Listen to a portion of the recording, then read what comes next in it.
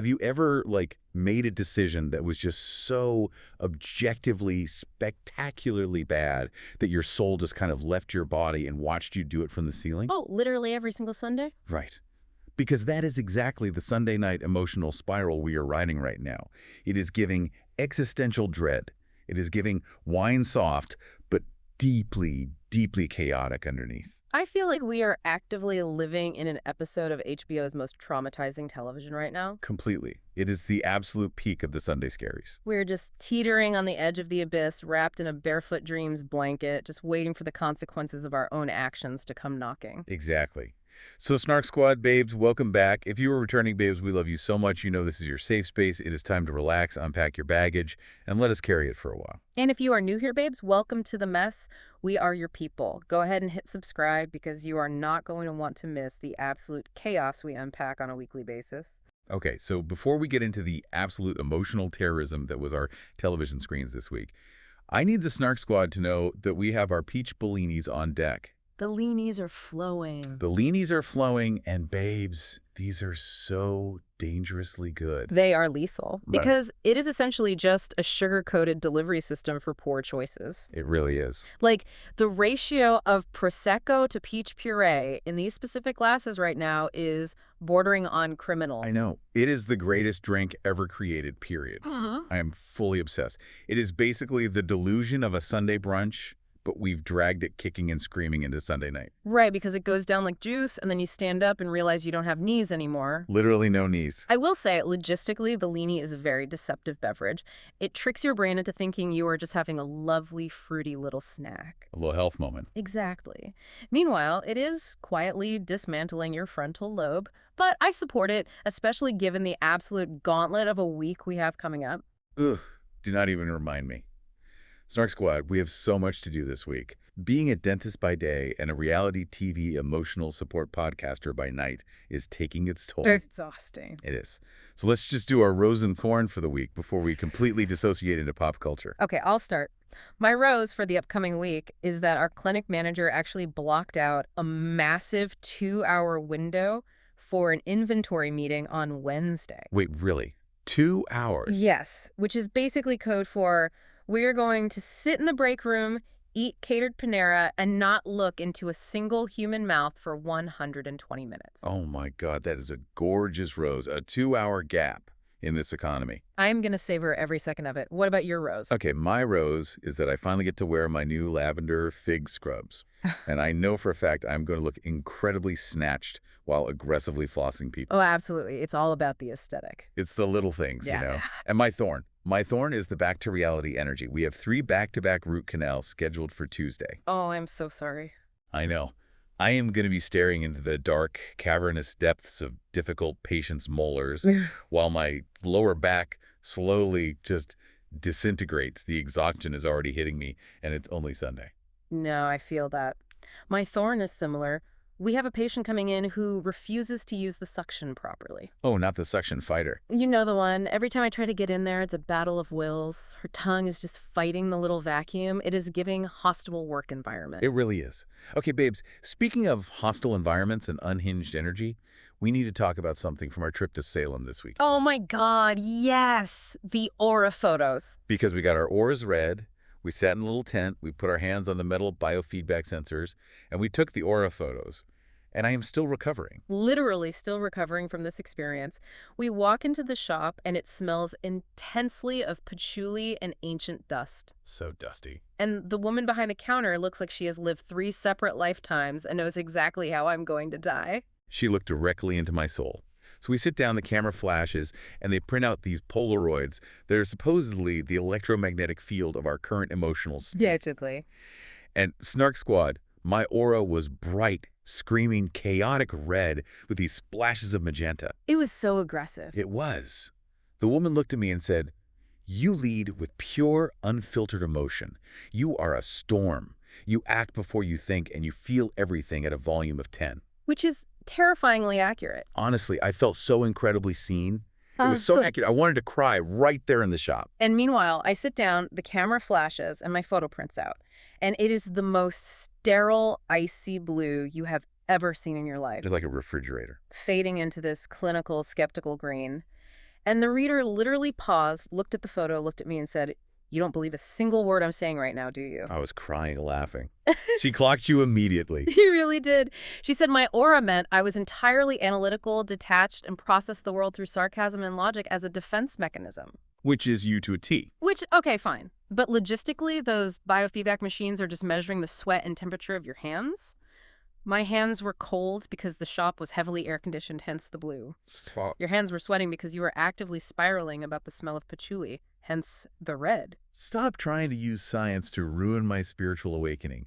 The red means I am passionate. I'm just stating the facts. But it's so funny because it perfectly encapsulates our dynamic. I am the red emotional chaos. You are the blue icy skepticism. We are a perfectly balanced, deeply unwell yin and yang. We really are. I do wonder what the collective aura of the Snark squad would look like, though. Oh, I feel like it would be a very confusing, sparkly purple. Just pure, unapologetic delusion mixed with elite analytical skills when it comes to judging other people's life choices. Oh, an absolute bruised purple, because we have been through it. Okay, babes. Speaking of chaos, bruised purples, and absolute emotional storms, we need to get into Euphoria. Yes, we do. Season 3, Episode 4, titled Kitty Likes to Dance. We are doing a massive deep dive on this because I am completely unwell. It was a lot. The television was on, the volume was up, and my jaw was on the literal floor for 60 straight minutes. It was an assault on the senses.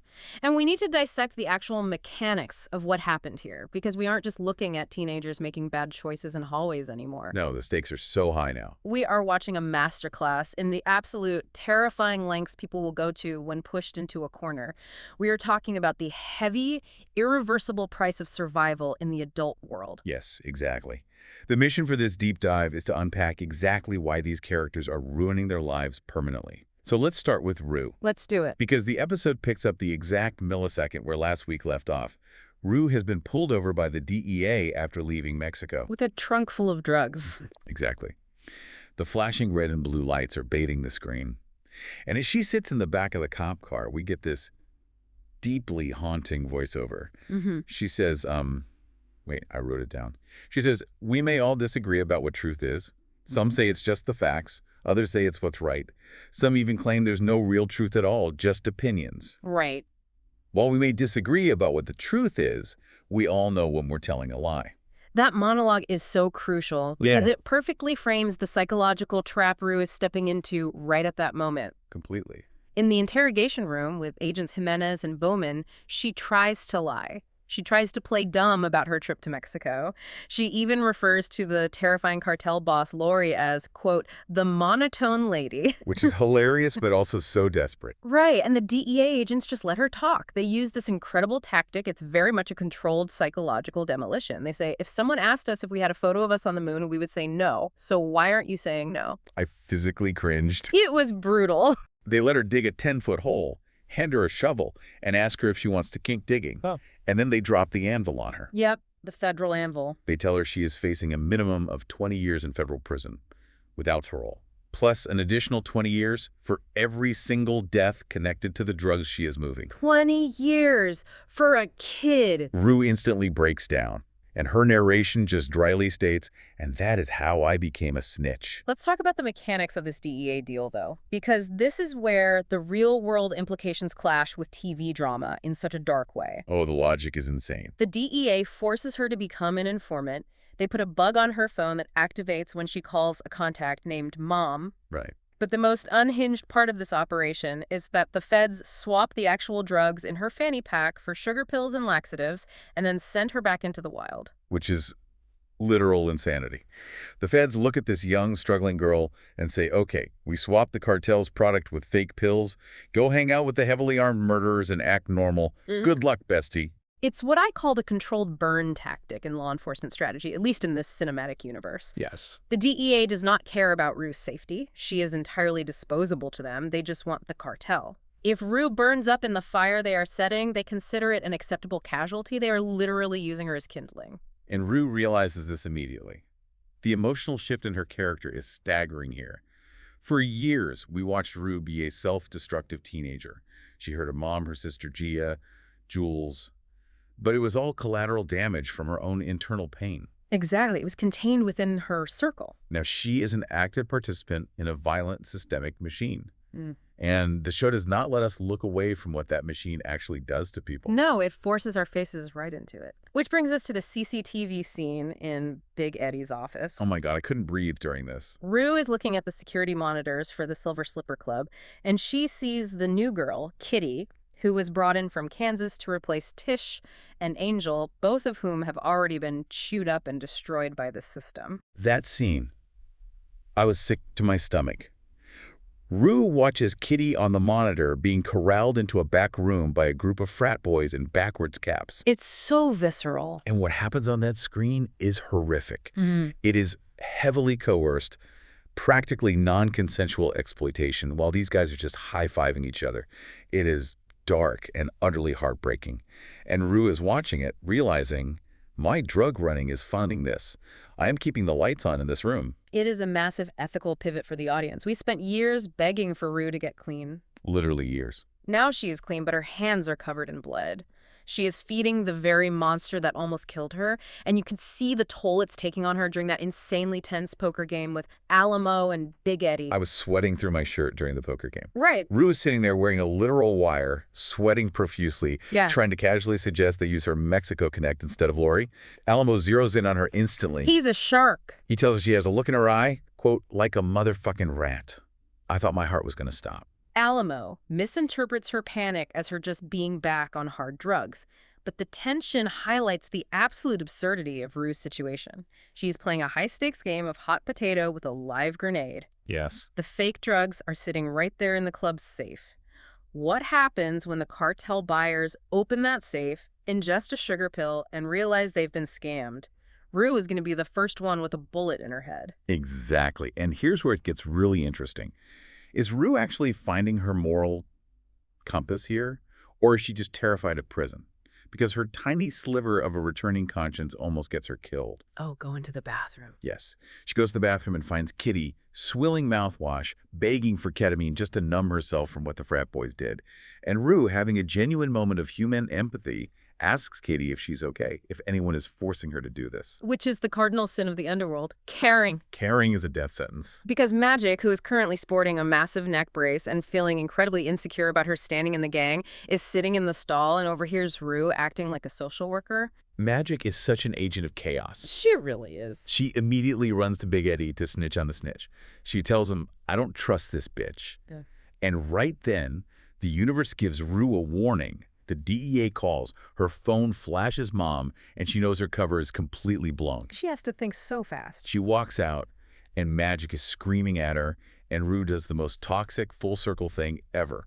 She gaslights Magic by calling her an unreliable drug addict. It's brilliant writing. Yeah. Rue weaponizes the exact same defense Cassie used against her in season 2. Oh my God, the hot tub scene callback. Exactly. But right as Big Eddie is staring at both of them, trying to decide who gets to live, the plot rips the steering wheel completely to the left. Pure Deus Ex Machina.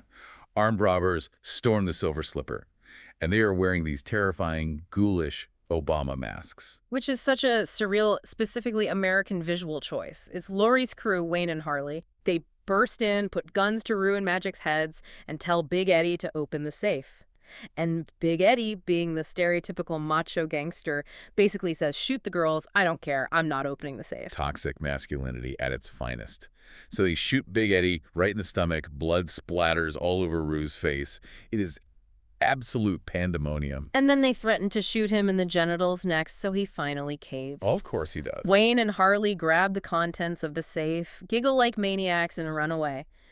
But babes, let's pause and appreciate the absolute astronomical irony of this moment. Please, it is the funniest, darkest tragedy ever. The mechanics of this heist are laughably incompetent. Wayne and Harley just shot a high-ranking member of a superior cartel.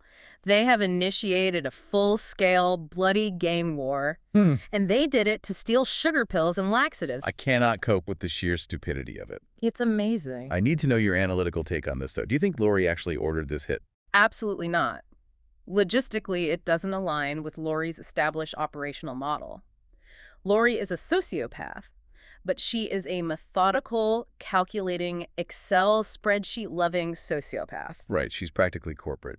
Earlier in the episode, we saw her holding a deeply weird, somber funeral for her pet cockatoo, Paladin. R.I.P. Paladin. Who Alamo's guys killed.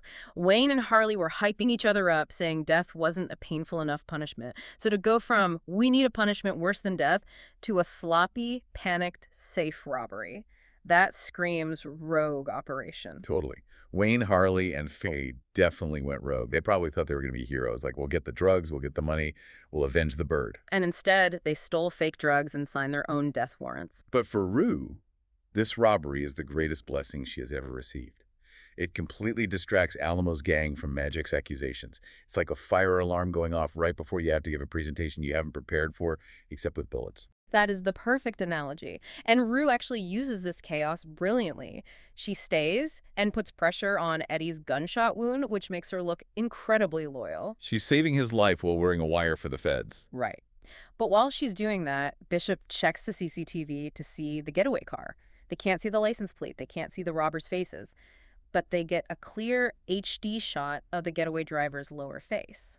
And it is a pair of gigantic, unmistakable lips. Chloe Cherry's signature feature literally becomes the smoking gun. It's incredible. I screamed. Rue looks at the monitor, sees those lips, and doesn't even hesitate.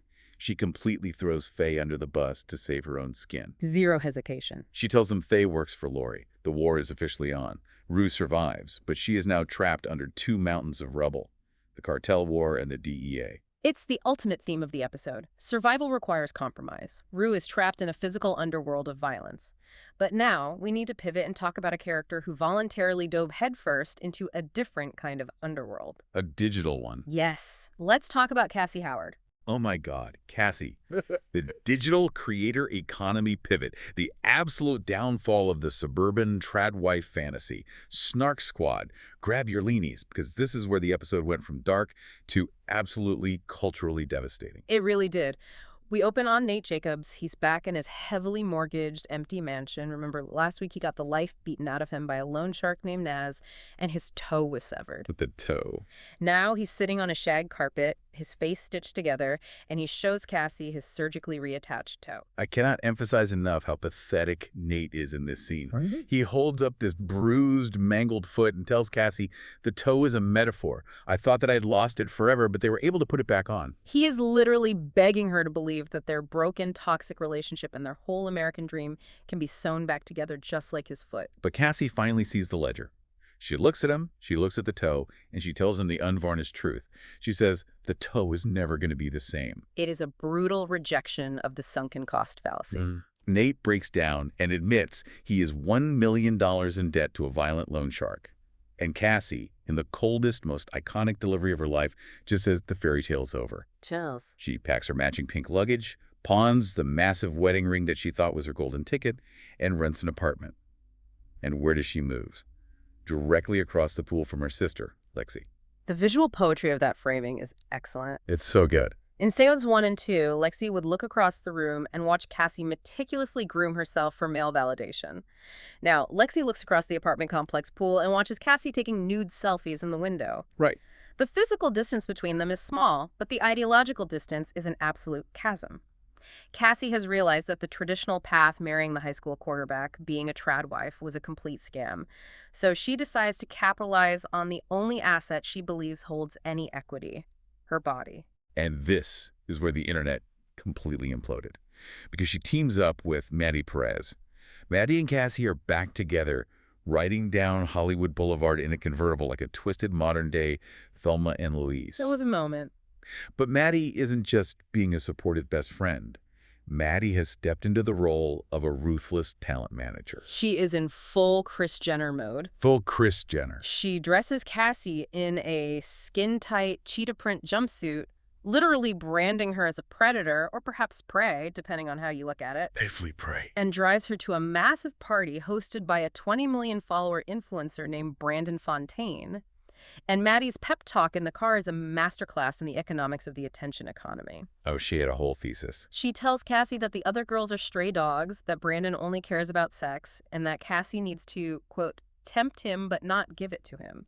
She is actively instructing Cassie on how to manipulate parasocial thirst traps. Which is wild. Yeah. So I have to ask you, as our resident skeptic, Do you think Maddie is genuinely trying to help Cassie get rich and independent? Or is this the most elaborate, psychotic, long-con revenge plot for Cassie sleeping with Nate back in high school? Oh, it is 100% revenge, masked as empowerment.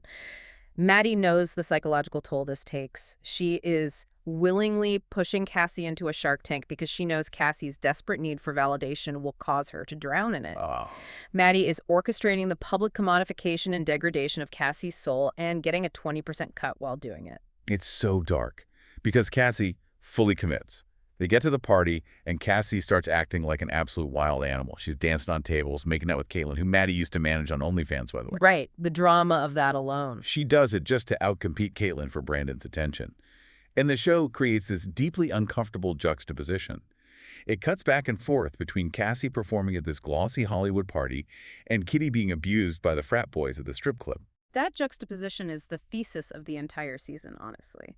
The show is forcing the viewer to analyze the mechanics of exploitation. Yes. Kitty's exploitation is non-consensual, violent, and hidden in a back room. Cassie's exploitation is seemingly consensual, brightly lit, and broadcasted to millions. But Cassie thinks she is the CEO of her own image. She thinks she's a boss. Exactly. When in reality, she is still fundamentally performing labor that strips away her humanity for male consumption. She is just using a ring light instead of a dimly lit club. Yes. It's the illusion of control. Yeah. And it brings up that scene by Lexi's pool where Maddie and Cassie are talking about the insane money girls are making on OnlyFans.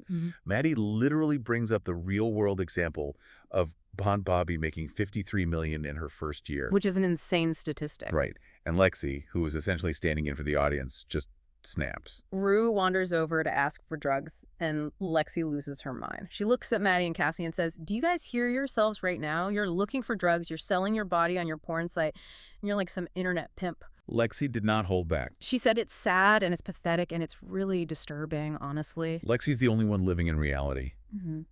But it brings up such a messy debate for the viewer. Like, is Lexi right? Or is she just being judgmental and policing how women survive under modern capitalism? That's the million-dollar question. Because Cassie's unhinged plan actually works. She goes up to Brandon's room, does a massive line of coke, screams like a banshee, and gets him to sniff coke off her. And right as things escalate, Maddie executes the final phase of the heist. It is manufactured virality down to a science. It really is. Maddie bangs on the locked bedroom door, which is a genius, traumatic callback to Maddie banging on the bathroom door in Season 2 when Cassie was hiding in the tub. I didn't even think of that. Oh, my God. But this time, Maddie kicks the door open with a literal camera crew behind her to catch Brandon and Cassie in a compromising position. And Cassie doesn't flinch. She looks dead into the camera lens, blows a kiss, and drops her social media handle. It was chilling. She traded her soul for a viral clip. She fully sold out. And as they drive away, Cassie's phone is just lighting up with thousands of followers. But the shot the director leaves us with is so haunting. Two young girls sitting on the curb, watching Maddie and Cassie drive away in the convertible. It's the cycle of commodification right there. Yep. Those little girls are looking at Cassie's toxic pipeline and thinking it's a glamorous roadmap to financial freedom. Cassie won the battle for attention, but she absolutely lost the war for her own autonomy. She completely did, which perfectly transitions us to a character who was given the exact same opportunity to sell out for Hollywood money, but violently rejected it. Let's get into Jules, Lexi, and the Hollywood disaster. Because if Cassie is a study in buying in, Jules is a study in burning the house down. So Lexi is working her way up the corporate ladder. She's an assistant on a PG-rated network soap opera called L.A. Nights. Such a funny name. Right. And trying to be a supportive friend, she gets Jules a commission to paint a backdrop for the set. The parameters of the job are explicitly clear. The production company wants a painting in the style of the French pointillist Georges Seurat. Little dots. Right, little dots. It's meant to be pretty unobtrusive background scenery for a family-friendly show, a simple transaction, paint the dots, get the check. But Jules looks at this blank canvas, channels all her internal turmoil, and decides to paint an homage to Seurat that features 14 penises. 14 on a network television show for families. I laughed until I choked on my leanie.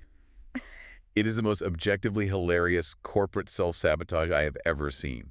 But the boardroom scene where they unveil the art is physically painful to watch. It's excruciating. Lexi's boss, Patty, played by Sharon Stone, who is giving pure Miranda Priestley energy, looks at the painting, looks at Lexi, and is utterly horrified.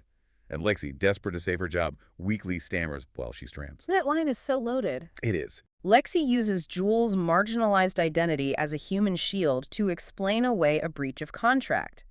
It highlights exactly how the corporate Hollywood machine awkwardly handles nuance and identity. Patty doesn't want to get sued or canceled, so instead of firing Jules, she gently asks her to just paint over the nudity. But time in Hollywood is literal money.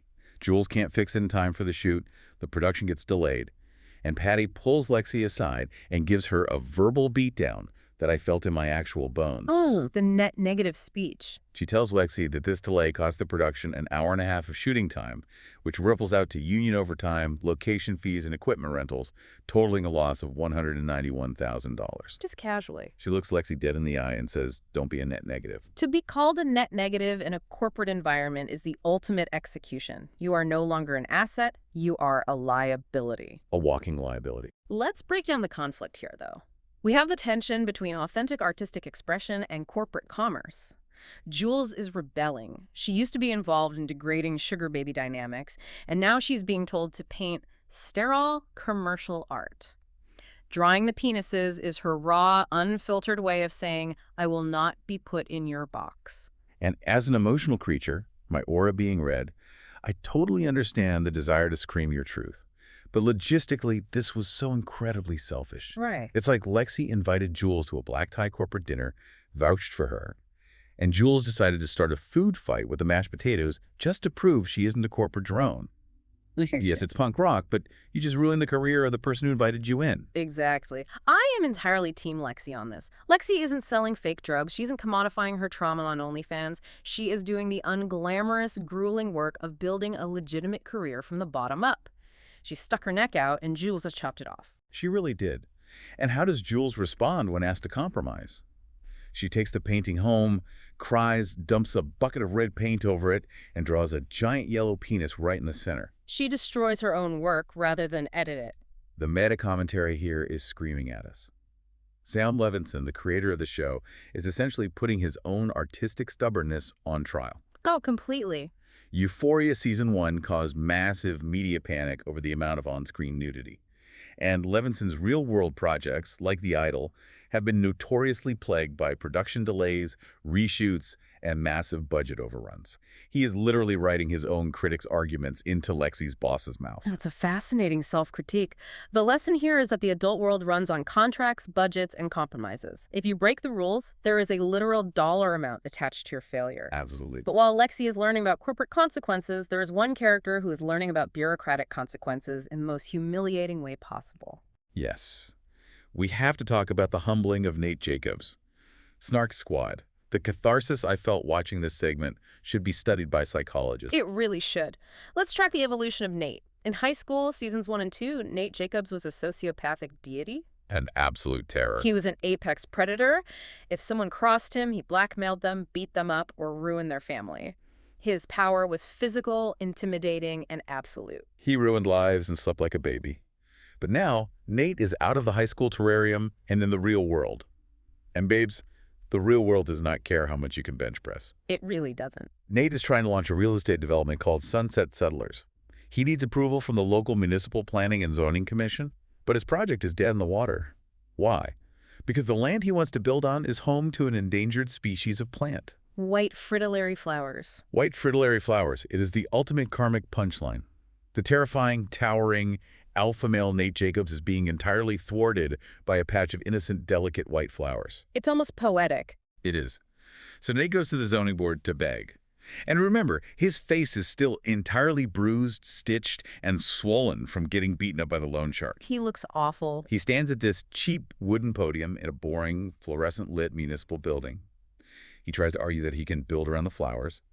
And the board chairman, Bill, looks at this battered kid and firmly denies the motion. And Nate completely snaps. But not with his usual violence. No, he snaps with pathetic, naked desperation. He starts screaming at the chairman, quoting the Bible, and yells, "My marriage is in shambles because of you. Are you trying to ruin my life?" As if Bill from zoning cares about his marriage. Right. And then he literally gets down on his hands and knees on the linoleum floor and sobs. He begs them. Mm. Jacob Elordi's acting in this scene is phenomenal because he completely strips away the armor. Nate cries out, "I'm trying to do a good thing. I can't be bad." I can't be bad. That line is the key to his entire broken psychology. Nate actually believed that achieving the superficial markers of the American dream, the real estate development, the beautiful wife, the white picket fence, would somehow cleanse him of the monstrous things he did in high school. He thought capitalism could buy him absolution. Exactly. But his foundation is completely rotten. He owes $1 million to a cartel. He has no wife. And now he has no project. It is so satisfying to watch him realize that his high school tactics are entirely useless. You cannot blackmail a municipal zoning law. You cannot intimidate a flower. The bureaucracy of local government is the ultimate equalizer against rich, entitled bullies. It really is. It's the realization that he is in a completely different ecosystem, and every survival trick he knows is obsolete. Which really ties all these storylines together.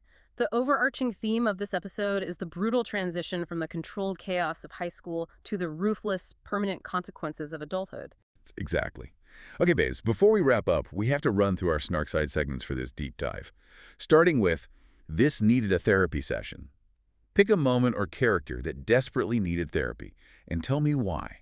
Who is at the top of your list? I mean, the obvious answer is Nate Jacobs on the floor of the Zerding office, but honestly, my vote goes to Maddie. Really? Maddie? Yes, Maddie needs a therapist to explain to her that orchestrating the public degradation of her former best friend is not a healthy coping mechanism for a high school breakup. You know what? That is incredibly valid. My vote is Jules. You cannot just draw 14 penises on a corporate commission because you're having an identity crisis. Call a professional. She definitely needs to talk that out. Okay, next segment. Real life versus TV logic. Call out a situation that would never fly in the real world. Oh, hands down. The DEA swapping the cartel's drugs for laxatives and sending a teenager back into a heavily armed gang war. It was so stupid. In real life, that agent would be in federal prison. It is the most legally deranged sting operation I have ever seen on television. 100%. They would just send her back to Alamo with sugar pills. Next is the emotional damage scale. Rate a moment on how emotionally damaging it was, from 1 to 10. Lexi being called a net negative and realizing she lost $191,000, that is an 11 out of 10. Oh, that would ruin me. That kind of corporate trauma permanently alters your brain chemistry. You never send an email without triple checking it again for the rest of your life. No, you don't. For me, it's the two little girls watching Kathy drive away. That visual is a 10 out of 10 for societal emotional damage. It's just so bleak. It really is. Okay, final segment.